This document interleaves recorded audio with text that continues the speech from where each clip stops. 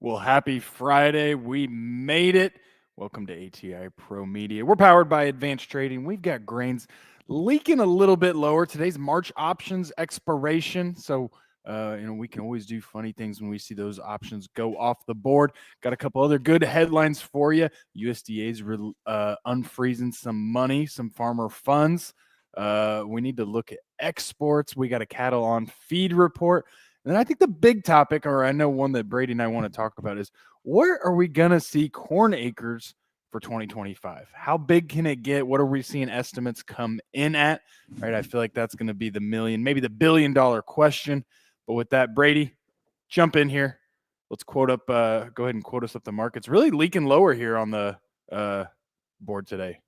Leaking weaker, Connor B. Is that the right term? Leaking? It feels like we open. It wasn't a violent open or anything, and we're just kind of just bleeding. Lower. Yeah. Option. You kind of tend to see that sometimes with option declaration. Everybody's trying to kind of manage right out of the gate, and then it just kind of grinds one way or another. And then the close can be completely different from the whole day's price action. And Monday, who knows what will happen on Monday. So, all right, let's jump into your markets and quote them up here. March corn is down almost a nickel, 4 3/4 at $4.93 1/4. March beans down 7 1/4 at $10.38 1/4. Looking over oils down 55 points. Soy meal is down to 10. Chicago wheat up 3/4 cent at 5.86 1/4. March KC wheat up a penny, 6.08 1/2, but off the highs of the day. Looking over your cattle complex, the feeder cattle are up $1.75. We got a winner on the board here. 268.52.5 on March feeders. Fat cattle also gained a little ground here. They opened up weaker, and they're up 62 points at 198.25 on the Feb, and up 45 points on the April at 194.225. Hogs are leaking weaker. We're back to the red, down 30 points on April. Hogs at 88.20. Crude oil is down $1, 71.40. Diesel's down 3.8 cents. Nat gas is up 16. We talked about putting a nat gas chart up yesterday. We didn't. We need to do that today. The Dow down 400 points, the S&P down 24, and the NASDAQ down 48. Gold down 10, 2,930, and Bitcoin tickling 100,000 again, 99,000. So quick rundown of your markets. Leaking weaker on the grains, on corn and beans. Wheat kind of still holding in there, hanging in there. Good stuff. Good stuff. Well, yeah, like I said, March option expiration is today. If you've got, I'm sure the elevator, if they haven't already called you, if you got some HJs, if you got some basis contracts, right, you got to price them or roll them. I feel like most elevators, their date is probably before the March option expiration. It's probably a couple days before. But then also you got some calls in the money, right? Make sure to check those. Call your broker. If not, we'll be calling you. And then I don't know if we continue this trend. You got those 490 puts. Maybe they'll come into play. Who knows, right, Brady? Who knows? Yeah, it can be moving markets can be dynamic. Bottom line, though, going forward, if you have positions on that are protecting bushels, or you got some ownership that's going to come off the books here today, make sure you're out there managing and doing the right thing. Don't outguess where it can go next week, next month, going forward. So, yep. Good stuff. Yep. And you talked about it yesterday, but just a quick reminder, cattle on feed report is out this afternoon. So keep an eye on that. I think it was your opinion. We're going to look at the numbers, see what they're at, but it feels like the cattle market's maybe a lot more macro factors in play. Yeah, those numbers matter. Macro markets matter as well, but a lot of headlines out there, they're going to drive the overall sentiment of the consumer and where beef needs to go. Yeah, just a quick cattle rundown. Lower cash trade yesterday, lower than expected. South and North was down $4 to $5. Leverage for the feed yard, she gone for the moment. No more. Got that cattle on feed report this afternoon. Box beef was down 13 consecutive days of week-to-week decline. So we added another day to that streak. Let's hope that streak ends sometime soon. And we might look at a hog chart too if we have time for it today. Nat gas and hogs, put those on the list, Connor B. We got all the time in the world. Wherever you want to go, let's do it. Right? Okay. Nat gas hogs. Speaking of, okay, where do we go next? Let's go. We did have exports out. If you want to talk that real quick, it was corn. We're a little bit lower than previous, but we're still in that that top end of the expected range. I'm going to say kind of neutral to bullish. Right? Soybeans top end of the range. Wheat, same thing. So I don't know. What do you think, Brady? It looks like exports were kind of, I'm going to say neutral to bullish. I like it. I think it's a solid week here on corn, beans, and wheat. I think corn, is off of last week, 57.2 million bushels versus 64.9 a week ago. So you could call that, if you were looking and hunting for something disappointing, that would be the disappointing piece. Also on the last week, we had some more new crop 25-26 sales on the books, 13.78 million bushels, and nothing on the books here for this year. So, but China, I think, was on for beans. So good to see. China was on the book for some beans. Mexico and Japan were the big takers on the corn. I'd say it's a solid week, Connor B. Solid week. I'll take it. Good stuff. Hey, along those same lines, I saw a great chart just looking at Brazil soybean planting, year on year. I got this from Reuters, and just, so Brazil is on, what is that, going back to 2008. We're getting close to a 20-year run of, not quite 20 years, 15, 17 years of where we have seen Brazil soybean plantings increase every year, right? On the low end, 1-2%, on the high end, 10%. But you're looking at probably on average a 5% increase every year, right? We all know the story that how much Brazil has came online in the past 20, 30 years, but it's still amazing just to look at it in chart form, right? Just to see. Yeah.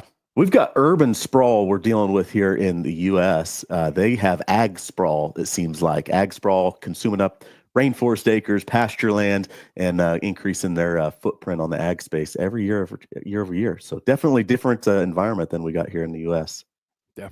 So it begs the question is, how far do we continue to see soybean planting increase? They've got the space, right? If they want to increase any type of crop, we can see it continue to go higher. But, we're going to bump into demand, right? Is China demand what it was? Is it going to keep increasing? And so that the article I read, that's what it was talking about is do we see a plateau, right? Can we see this sustained growth for the next 5 years, the next 10 years down in South America?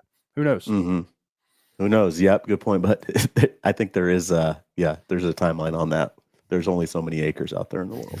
Yeah. So, hey, we get into hydroponics, we can start planting in the ocean, maybe, though. So there's always that. Oh boy, now we're talking. Hey, another headline for you I saw is that USDA says it will release 20 million of frozen farmer funds. So if you're like me, you see this and like, oh boy, we got to remember in terms of the government, 20 million is basically pennies. But anyway, U.S. Department of Agriculture will release approximately 20 million in funding for previously approved contracts that had been frozen by the Trump administration's push to overhaul the federal government, the agency said late on Thursday. So it's a tiny sliver, and it's mostly related to environmental quality incentive program, conservation stewardship program, those type of programs. So we're seeing it released, right? And in terms of economic assistance, we still haven't seen any of those payments, but Right. I will say, direct quote, USDA Secretary Brooke Rollins said the release funds will, I'm on the wrong part. It was the agency is, they are going to honor all programs helping farmers, and they would not be affected by the government overhaul. So I think that's probably the main takeaway when I read it, but we're seeing some funds released, but I think we're still waiting on that economic assistance. Is that right? I haven't heard of anybody receiving it. I've had a either. few questions about it as well. Has he got it?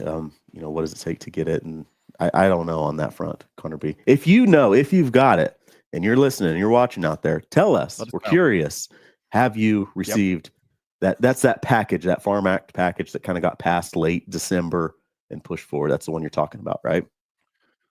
Yep. Yep. And let's talk about the market dynamic. Remember when that was released, it was the market dynamics have very much shifted since we saw that, but definitely.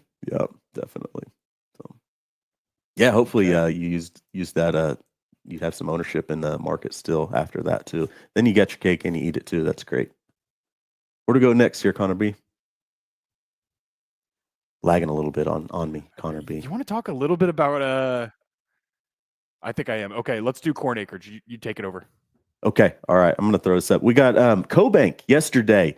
Dave Lechtenberg passed this out. It was in the what's caught my eye here section of the ATI Morning Research email. If you're a premium subscriber, you get that. If you're a customer, you get that as well.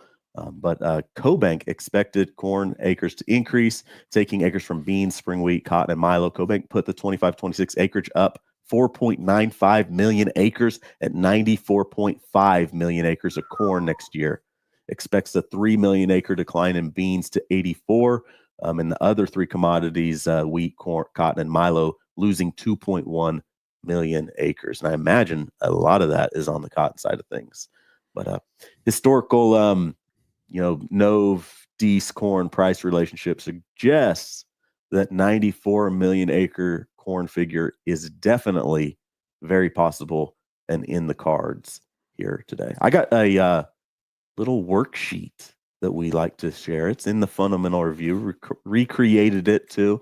And we can break down some scenarios here and kind of look at some stuff. So I want you to, this is just it's too much numbers, right? If you're not in our space, our world, what am I looking at here? But this is a balance sheet. Starts with supply on the top and works down to demand. And at the bottom, we get the ending stocks number for each year in those columns. So you got 22, 23, 9.9% stocks to use ratio down there in the bottom in that blue. You got 23, 24, 11.8. We'll keep working over. The 24-25 stocks to use ratio on corn is 10.2%, according to the USDA's latest numbers. ATI is a little looser on that. We're 1.615 carry out, 10.7% stocks to use ratio. So a little bit of difference there, discrepancy there on the demand side of things. Supply side, we're all squared up because of those January numbers. But let's look forward. Those last three columns are some scenarios. So we've took some scenarios here. Let's see if I can get that brought up here so I can see my mouse. But got 93 million acres of corn, 94, 95 adjusted harvested acres. And we can debate all these numbers using a 178 yield. Where does that put us from a production standpoint? 16.7, 16.9, 17 on the supply side. I've left demand the same. You can debate these numbers and change them and tweak them. If you have a bigger crop, probably going to have a little more demand. Have a tighter crop, going to have a little less demand. But what does that do as a big picture? We can talk, 2 billion bushel carry out pretty quickly if we get to 95 million acres. And that's using a 178 yield, Connor B. 178. Don't even do it. Don't plug in a 180, 182. I'm going to plug it in. You dared me. I'm going to do it.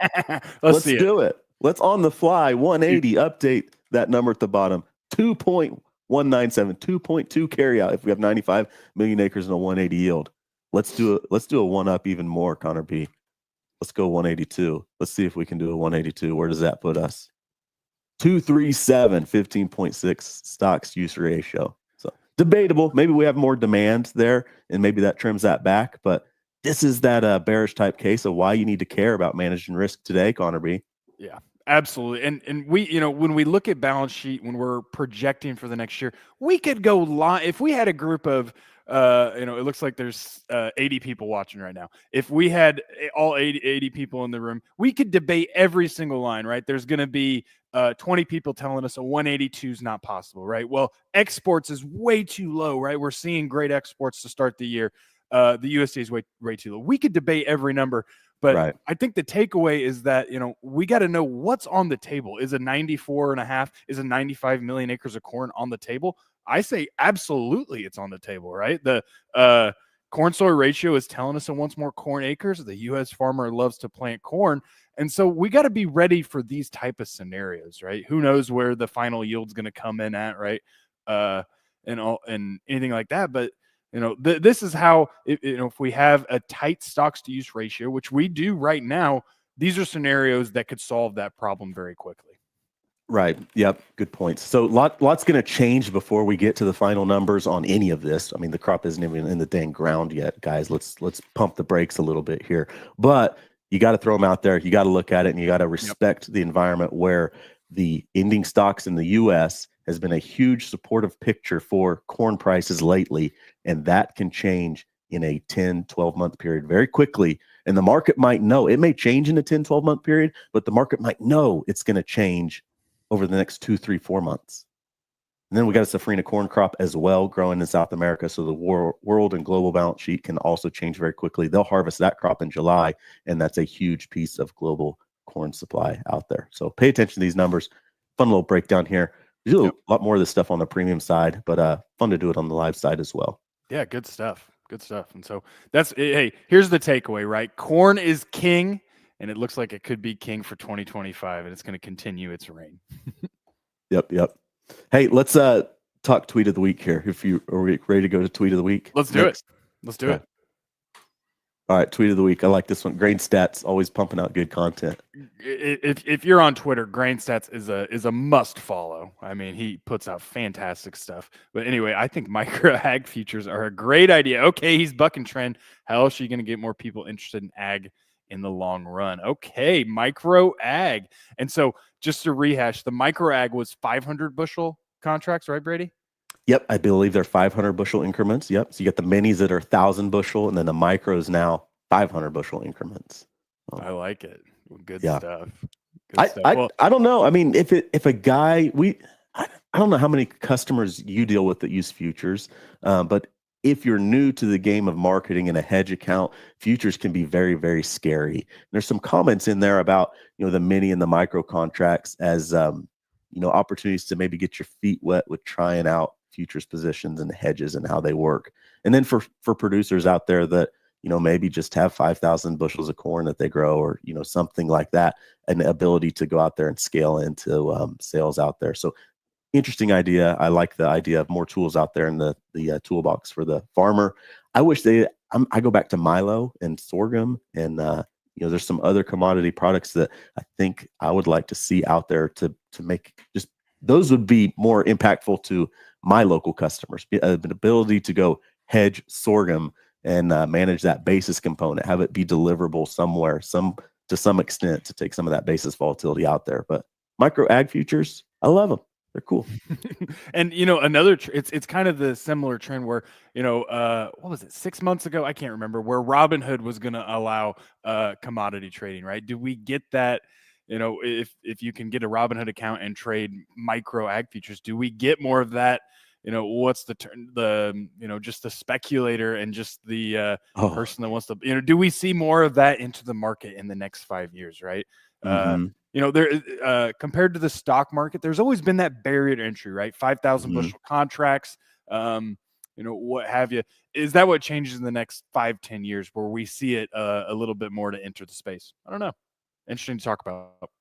Yep, I like the idea too. Always nice to have somebody else there willing to take the risk from your farm. I mean, that's the purpose of futures and options in these markets, is being able to go plant a crop and then transfer the price risk to somebody else who's willing to take it, so that you can focus on growing a crop and your profitability and managing that margin. Yep. Good stuff, Connor B. I don't know, got any comments to run through? We can get out of here. I think we got one from Luke.